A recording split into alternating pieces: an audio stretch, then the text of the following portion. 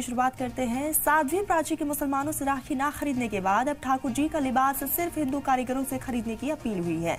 मथुरा शाही ईदगाह के अर्जी गुजार दिनेश फलहारी ने सीएम योगी आदित्यनाथ को एक चिट्ठी लिखी है, जिसमें उन्होंने कृष्ण जन्माष्टमी के मौके पर सिर्फ सनातनी हिंदू कारीगरों के जरिए बनाई गई पोशाकें ही खरीदने की अपील की है। बाबा फलहारी ने मुसलमान कारीगरों की बनाई गई पोशाकों का बॉयकॉट करने की मांग की है। इसके पीछे उन्होंने तर्क दिया है कि मुस्लिम कारीगर सफाई का ध्यान नहीं रखते, उनकी बनाई गई पोशाक अशुद्ध होती है और ऐसे में बाकायदा ये खत सीएम योगी आदित्यनाथ को लिखा गया है।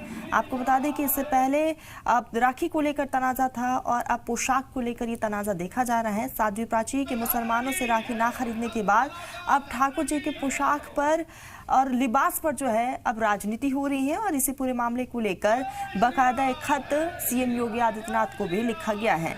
आपको बता दें कि कारीगरों से, हिंदू कारीगरों से ही अपील की गई है कि वो पोशाक खरीदे, मुस्लिम कारीगरों से पोशाक ना खरीदने की अपील की गई है और इसके पीछे ये तर्क दिया गया है कि पोशाकें जो है वो अशुद्ध हो सकती हैं।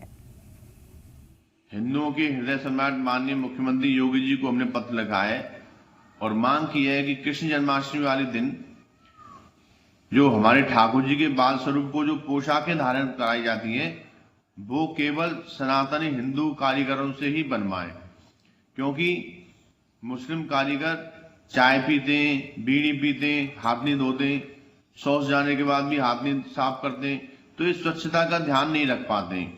हमारे सनातनी कारीगर इस बात को जानते हैं कि हमारे ठाकुर जी के लिए स्वच्छता कितनी महत्वपूर्ण है।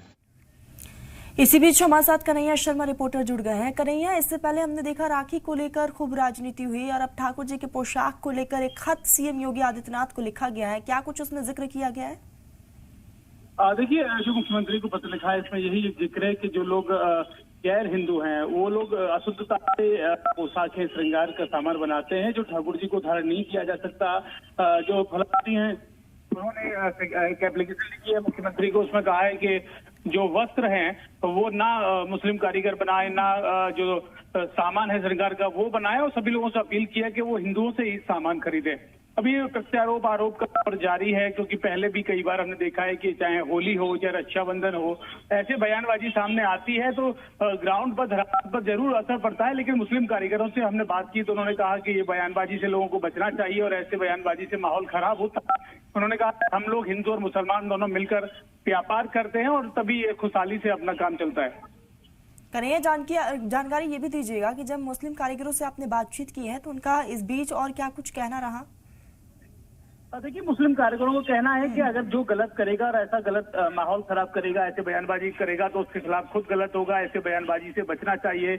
या हिंदू और मुसलमान दोनों एक साथ मिलकर काम करते हैं और क्योंकि जो कारीगर हैं वो अधिकांश मुस्लिम समाज के हैं, लेकिन जो व्यापार होलसेल और रिटेल का करते हैं वो सभी अधिकांश हिंदू हैं।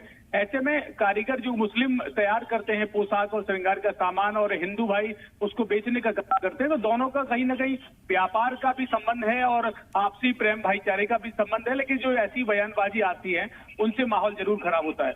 कन्हैया, इस पूरे मामले को लेकर क्या राज्य सरकार की तरफ से किसी भी मंत्री का कोई भी रिएक्शन सामने आया है?